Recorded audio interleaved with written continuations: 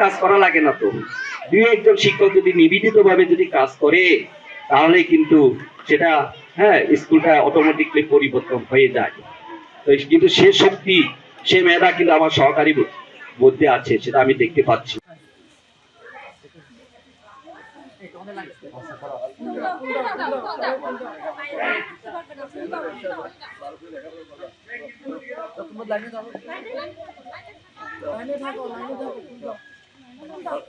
ভালো পেয়ে পড়বা কেমন? ভালো পেয়ে পড়বা।